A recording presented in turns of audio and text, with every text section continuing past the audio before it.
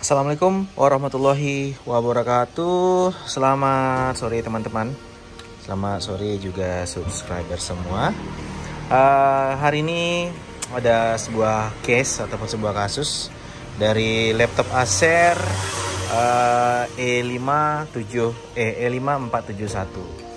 Problem laptop ini ketika kita nyalakan, semua tegangan normal ya, semua tegangan induk itu normal ya, tegangan inti juga normal, 3,3 volt, 5 volt, 19 volt semuanya normal. Kemudian lampu indikator juga normal menyala. Hanya saja dia ketika nyala itu nggak ada tampilan apa-apa.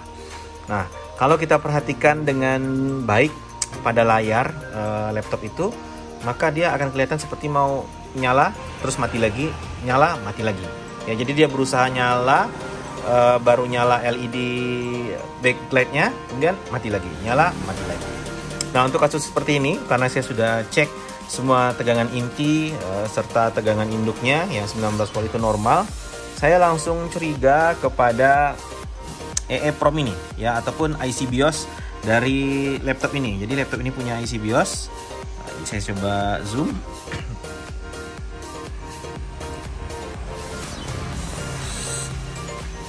Oke, nah IC BIOS ini itu dia biasanya sih korup. Nah, ini IC BIOSnya itu seri 258648S16 ya, berarti serinya kepalanya 25 sekian-sekian. Nah, BIOS ini biasanya korup. Nah, kita akan coba untuk melakukan flashing BIOS ini ya, kita cabut IC BIOS ini. Namun sebelum IC BIOSnya dicabut, jangan lupa kita cabut dulu baterai CMOS-nya. Lalu kita akan flashing IC BIOS tersebut, ataupun kita program kembali, kita program ulang IC BIOS-nya dengan menggunakan alat ini ya, alat untuk EEPROM programmer ya, mini programmer.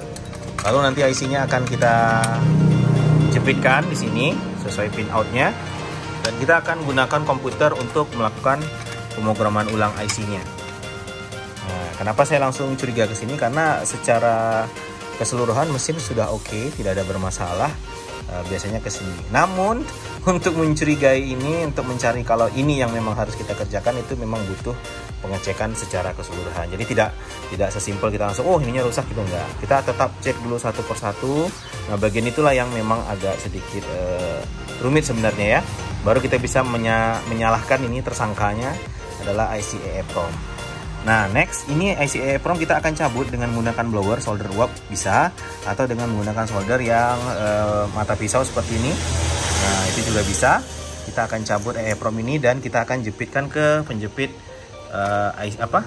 programmer flashnya ini ya, ataupun mini programmer ini, dan kita akan program dengan menggunakan komputer. Langsung saja, sekarang saya akan cabut IC. Oke, langkah selanjutnya kita akan lakukan pencabutan IC BIOS ini.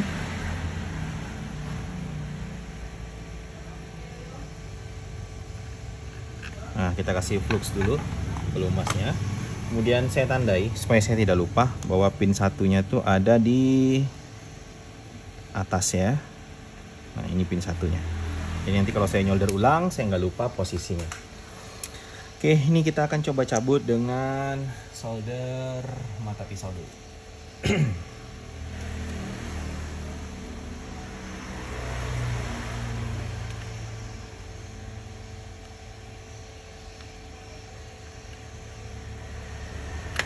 Oke, ternyata timah yang asli bawaan laptop itu agak keras. Jadi kita akan cabut dia menggunakan blower ataupun solder uap.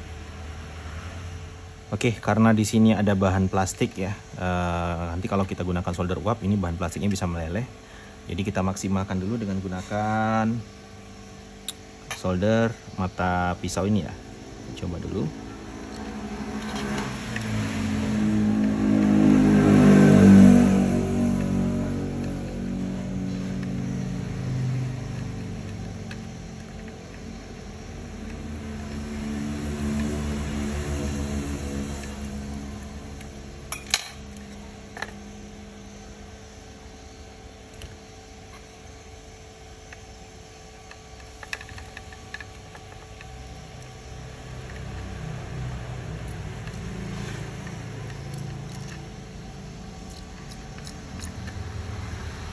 Oke, ternyata memang agak sulit.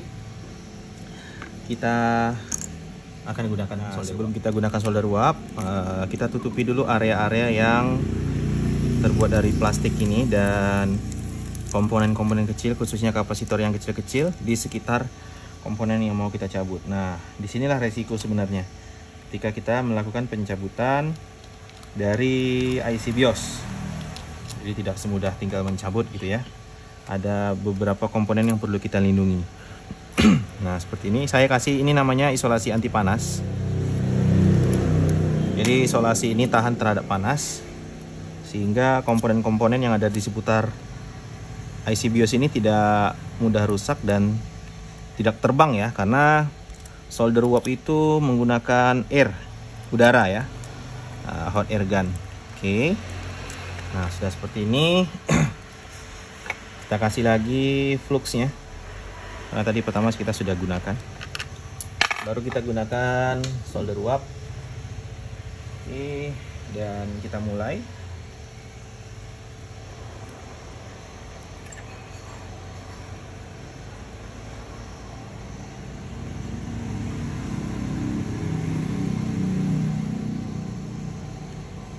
Oke, dicabut.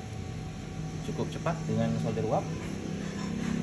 Nah, yang kita khawatirkan tadi kalau kita terlalu lama juga bisa menyebabkan jalur yang ada di PCB ini rusak atau mungkin terangkat ya, karena suhu yang terlalu panas dan waktu yang cukup lama ketika kita mensoldernya, dan menyebabkan jalur yang ada di situ justru rusak. Nah, itu agak lebih parah lagi. Kerusakannya jadinya nambah gitu ya, harus benerin jalur PCB. Oke teman-teman, sekarang ini dia IC BIOS-nya udah saya cabut, bentuknya seperti ini.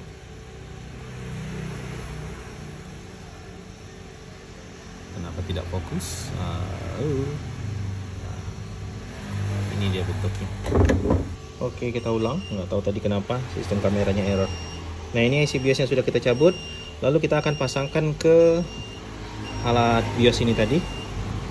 Nah, di sini kita pasangkan.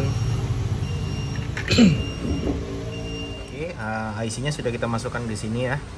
Nah, kemudian kita akan gunakan mini programmer ini. Lalu kita buka pada laptop.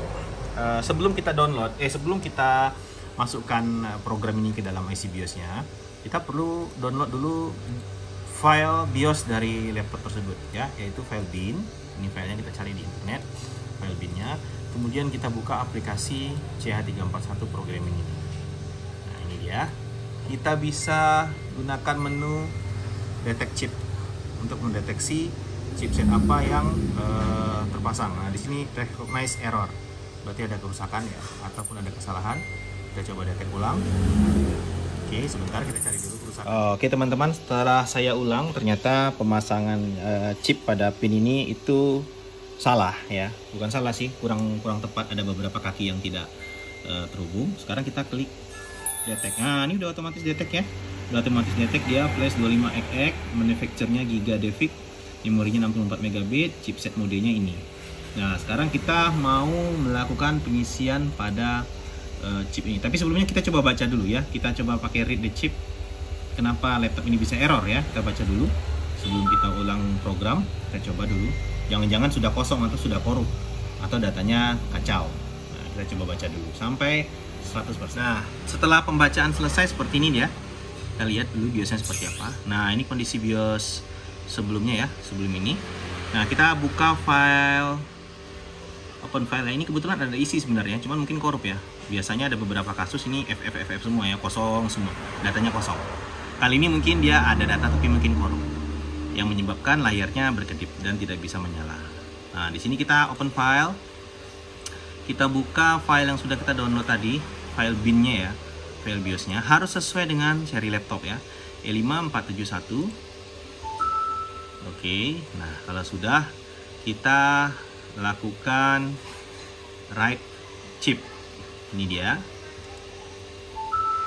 Nah, kita tulis ulang program bin yang kita download tadi ke dalam IC ini. Kita tunggu sampai prosesnya 100%. Nah, sekarang proses pengflashan sudah selesai. Kita klik close. Lalu sekarang kita cabut IC BIOS ini, lalu kita akan solder ulang ke motherboard dan kita lakukan pengujian.